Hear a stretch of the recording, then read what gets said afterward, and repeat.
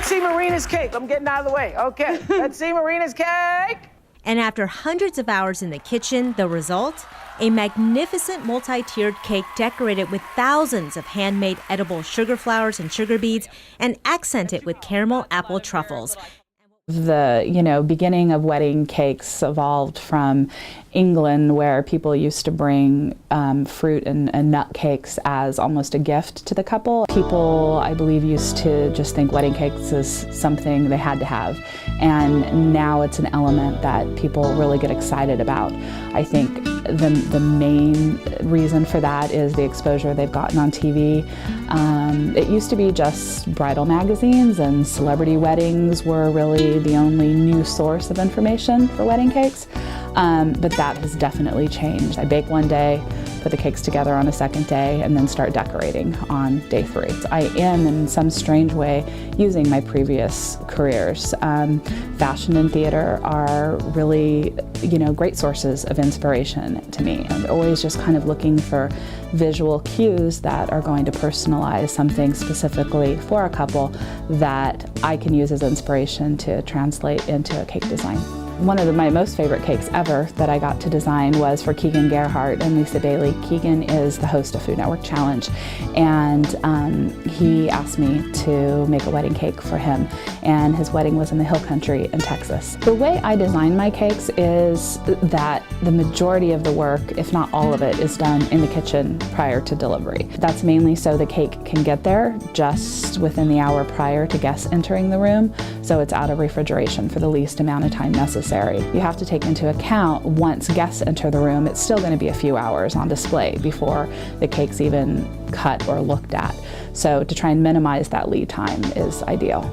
I usually ask people to bring their invitation or a picture of their dress or bridesmaid's dress or flowers or monogram, design motif, anything that they can bring me to the table. For the most part, I usually am able to design something, sketch it, and have them walk out the door with something in their hand within that hour. I always recommend that they wait to meet with me until they've made venue and color and floral and design decisions. Cupcakes have definitely increased in popularity over the past several years. You're physically touching every single serving multiple times, as opposed to icing up 4 tiers of cake that can serve an equivalent amount of people. Pricing for me, cupcakes often are more expensive than a tiered cake. A cake with fresh flowers is obviously going to be less expensive than a cake with handmade sugar flowers. Cakes covered in buttercream are going to be less than fondant. Right now I start at $6 a serving, and that's basically for a plain ice buttercream cake that your florist can decorate on site. Wedding cakes for hotels have a pretty big profit margin.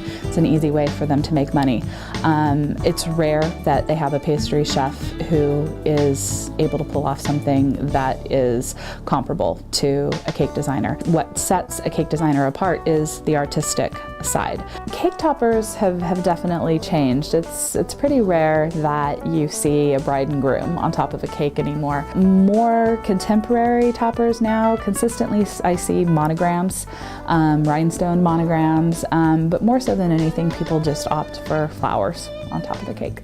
I always do tell people, though, that as far as gum paste flowers go, while they are edible, they're not necessarily enjoyable. So professional wedding planners should have, a certain vocabulary available to them when discussing cake designs with their clients. Buttercream, fondant, whipped cream, ganache, those are probably the most common icings for cakes. It's referred to as candy clay sometimes, and basically it's creating a very fondant-like substance out of chocolate, whether it be white chocolate or dark chocolate. Fresh fruit occasionally is used as a decoration if it's part of the couple's design motif. One of the most common things you hear is, "Oh my God, that's so beautiful, I'm never going to be able to cut it." And my response is usually, that's what it's for. One of the key things that I appreciate wedding coordinators for is they're usually one of the first ones to encourage people to spend a little extra money on lighting. I will say the one trend that seems to be pretty predominant is personalizing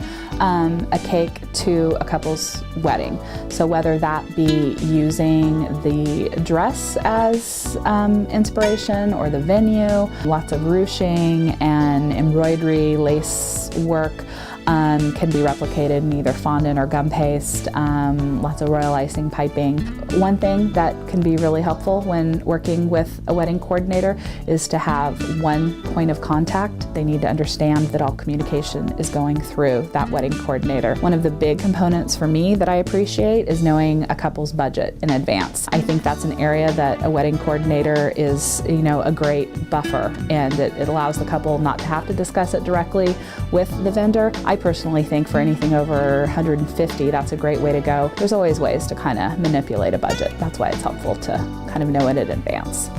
One thing that wedding planners do not need to send me is their timeline for every second of the day. And ultimately, the only thing I need to know is when and where to be and a way to contact you if something goes wrong. I think the key to the most successful wedding coordinators I know is to use vendors that you know and trust and can deliver a quality product, and kind of staying out of their way, taking a step back and letting them do their thing. And those are my favorite wedding planners to work with.